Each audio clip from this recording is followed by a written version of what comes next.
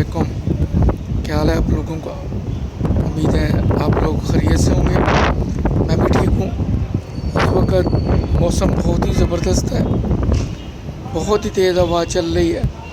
आसमान पे गहरे बादल छाए हुए हैं, लग रहा है कि बारिश होगी।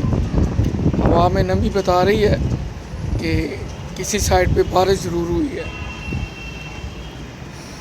आगे चलिए, पहली रिक्वेस्ट कि प्लीज़ वीडियो पूरी देखा करें, एंड तक कमेंट्स लिखा करें, लाइक किया करें, शेयर किया करें। इस एपिसोड में मुल्क की मौजूदा सूरत हाल उस पर थोड़ी सी बात होगी, और उसमें मेन किरदार साबिक़ वज़ीर आज़म जनाब इमरान साहब का है। क्योंकि अगर ये लोग गवर्नमेंट में आए हैं जिनको इमरान साहब चोर और डाकू कहते हैं, तो उनको लाने वाले भी यही हैं, उनको निकलवाने वाले भी यही थे, और दोबारा मंजर पे लाने वाले भी इमरान साहब ही। अगर वो ऐसी गलतियां मादरत के साथ और ऐसी हमाकतें ना करते तो ये नौबत कभी नहीं आनी थी। वैसे एक चीज़ की मैं दाद देता हूँ कि आज तक जितना ज़बरदस्त स्क्रिप्ट इमरान साहब को किसी ने लिख के दिया, वो आज तक किसी पाकिस्तानी सियासतदान की नसीब में नहीं हुआ। उनके धरने से लेके आज तक ज़बरदस्त एक स्क्रिप्ट लिखा गया, जिसमें नारे भी नए दिए गए, लोगों को राग़िब किया गया, लोगों को उम्मीद दिलाई गई। अब देखते हैं कि इमरान साहब से गलती कहाँ की। सबसे पहले मैं अपने दोस्त अहबाब को कहता था कि शाह महमूद कुरैशी साहब, शेख रशीद साहब, हाशमी साहब और जहांगीर तरीन, ये मुख्तलिफ़ पार्टियों से लिए गए लोग। मैं अक्सर लोग कहता था अपने दोस्त अहबाब को कि यही एक दिन नुकसान का बाइस बनेंगे, क्योंकि थे ये इलेक्टेबल्स। लेकिन लग ऐसे रहा था कि जानबूझ के इन लोगों को पीटीआई में दाखिल किया गया है ताकि इसका फ्यूचर ख़राब किया जाए। और अब 3.5-4 साल गुजरने के बाद ये बात बिल्कुल वाज़ेह होती जा रही है कि इमरान साहब को इस हालत पे पहुँचाने वाले, उसमें ज़रा फवाद चौधरी साहब को भी डाल लें। कई लोगों, एक दौर गुजरा था जब हम सुनते थे कि नवाज शरीफ साहब को इसलिए हटाया गया कि वो अमीरुल मोमिनीन बनना चाहते थे। हाल ही नाल करारदाद तैयार थी असम्बली में पेश करने के लिए। सेम वही चीज़ अब इमरान साहब करना चाहते थे। ये मेरी कैलकुलेशन गलत भी हो सकती है, क्योंकि उन्होंने जिस एजेंडे पे काम किया, जिस तरह काम किया, उन्होंने पूरी अपोजिशन के लीडरों को, जितने सरकर्दा लीडर थे, एक तो पार्टी हेड थे वो नाअहल हो गए, बेनज़ीर उससे पहले अल्लाह को प्यारी हो गई। अब उनका मुकाबला सिर्फ़ एक नून लीग से था, या नून लीग में जो सियासी लीडर थे कदावर, वो तो उन्होंने इस तरह से किया कि हर एक को बारी बारी मुख्तलिफ मुकदमात में उलझा दिया गया। जो बड़ी लीडरशिप थी टॉप, वो पहले ही नाअहल हो चुकी थी। अब इमरान साहब के पास बिल्कुल मैदान साफ और खाली था, क्योंकि आइंदा 8, 10, 12, 15 साल में नज़र नहीं आ रहा था कि मुल्क में कोई नई क़यादत आएगी, कोई नई क़यादत उभरेगी जो इमरान खान साहब का मुकाबला करेगी। इसलिए उन्होंने जितने भी सियासी पार्टियों के सरकर्दा लीडर थे, लीडर नहीं कहूँगा, ओहदेदार थे, जैसे ख्वाजा आसिफ थे, साद रफ़ीक थे, उधर जरदारी साहब से खुर्शीद शाह थे, जितने भी करतर दर्ता थे, उन सब पे मुकदमात कायम करवाए। उन्होंने पता था कि मुकदमात का फ़ैसला जल्दी नहीं होता, और उन्हें यह भी पता था कि अगर किसी वक्त मेरी गवर्नमेंट को कुछ किया गया तो ये लोग कभी भी सामने नहीं आ सकेंगे, क्योंकि मैं कहने वाला बनूँगा कि ये वो लोग हैं जो चोर हैं, डाकू हैं, इन पे मुकदमात बने हुए हैं। इस तरह उन्होंने एक पूरी प्लानिंग के तहत, ये मेरी ऑब्जर्वेशन है, गलत भी हो सकती है, उन्होंने इन सब पे मुकदमात बनवाए, इनको रगड़ा भी लगवाया,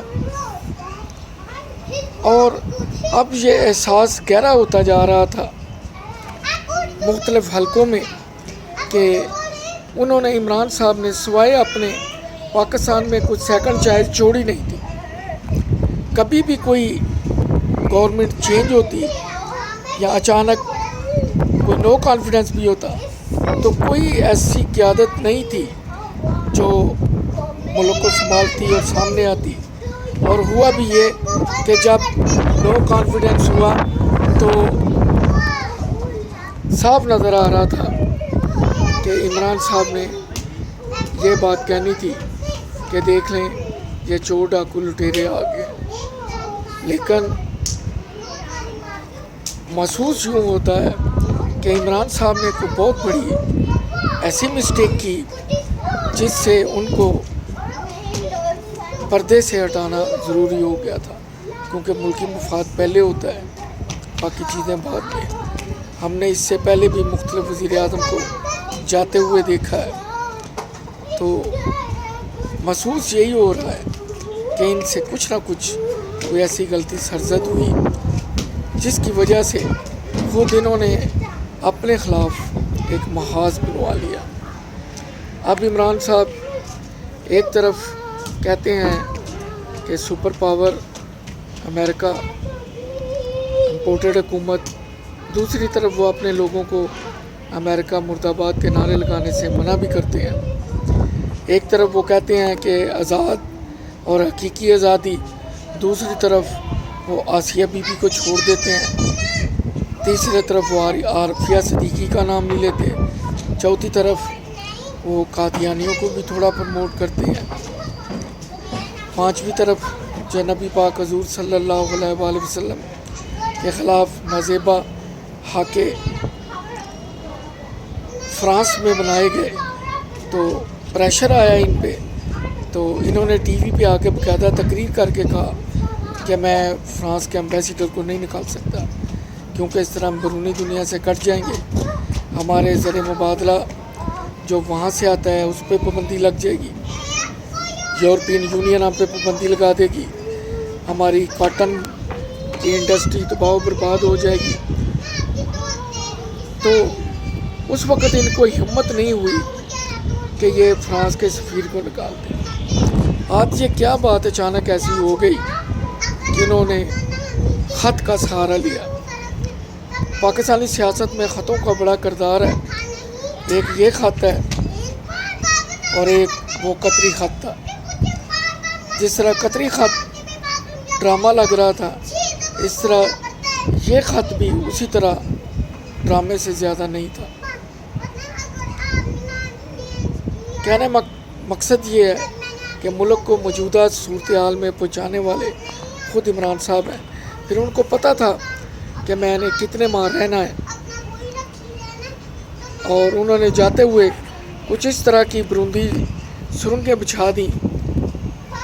آئل گیس وقت پہ امپورٹ نہیں کیا، جس سے ملک میں ان چیزوں کی قلت ہو گئی. IMF کے ساتھ معاہدہ کرتے وقت جون تک کہہ دیا کہ آئل کی قیمتیں نہیں بڑھائیں گے. اس طرح وہ کچھ اس طرح کی بروندی سرنگیں بچھا گئے کہ جو بھی گورنمنٹ آئے گی وہ عوام کے غیظ و غضب کا نشانہ بنے گی، اور ہوا بھی ایسے. میں پہلے کہہ رہا ہوں کہ عمران صاحب کے مشیر اور سکرپٹ رائٹر کوئی زبردست قسم کے آدمی تھے، کیونکہ انہوں نے پاکستان میں آئندہ 15 سے 20 سال کے لیے میدان صاف کر لیا تھا. ان کا مد مقابل کوئی بھی نہیں تھا، اور انہیں یقین بھی تھا، کیونکہ جس طرح کے کیسز بنائے گئے تھے. اور اس کے بعد EVM مشین آ رہی تھی، اوورسیز پاکستانی کے ووٹ تھے. اگر اوورسیز پاکستانی سے اتنی ہمدردی تھی تو ان کے موبائل لانے پہ پابندی کیوں لگائی گئی؟ یہ بات سمجھ سے بالا تر. کیا ان کا ووٹ اتنی اہمیت کا حامل ہے؟ ہاں، یہ ضرور ہے کہ اس کی وجہ سے کچھ نتائج مینیپولیٹ ہونے تھے، معذرت کے ساتھ شاید. لیکن اگر واقعی اوورسیز پاکستان سے PTI کی گورنمنٹ کو اتنی شدید محبت تھی تو موبائل پاکستان لانے پہ کبھی بھی پابندی نہ لگتی.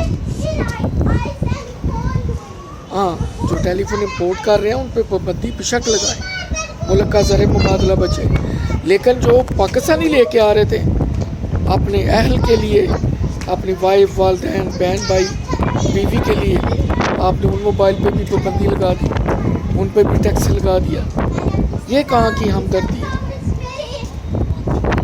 پی ٹی آئی نے جو ایجنڈا لے کے آئے تھے وہ بڑا خوبصورت تھا، بڑا دل آویز تھا، بڑی اٹریکشن تھی، لیکن ان کے قول و فعل میں بہت زیادہ تضاد نظر آیا۔ یو ٹرن نے بالکل ہی پارٹی کے منشور کا حلیہ بدل کے رکھ دیا۔ آج پارٹی جہاں پہ کھڑی ہے اس میں خود ان کا اپنا قصور ہے، کسی کا نہیں ہے۔ اور وہی جو نواز شریف امیر المومنین بننا چاہتے تھے، عمران صاحب بھی کچھ اسی لائن پہ چل رہے تھے کہ ساری اپوزیشن کو رگڑا دے کے، چور ڈاکو ثابت کر کے، کیس بنا کے انہوں نے اپنے لیے تو میدان صاف کر لیا لیکن لوگوں کے لیے کچھ نہیں کیا، اور کوئی ایسی غلطی کر بیٹھے جس کا شکار وہ خود ہو گئے۔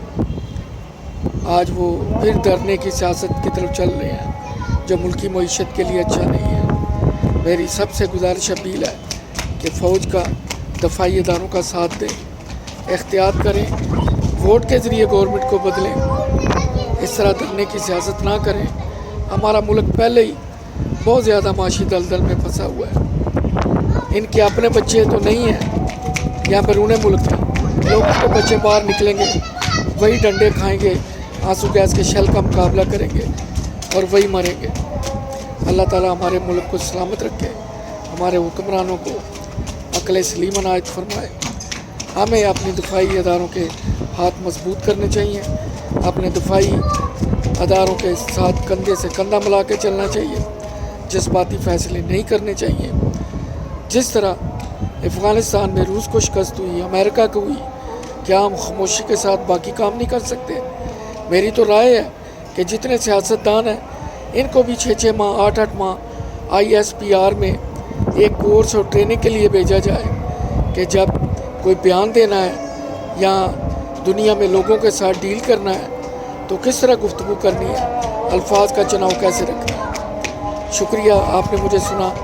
میرا کوئی جملہ، کوئی لفظ غلط ہو تو معذرت چاہوں گا، دعاؤں میں یاد رکھیے، پھر ملاقات ہوگی۔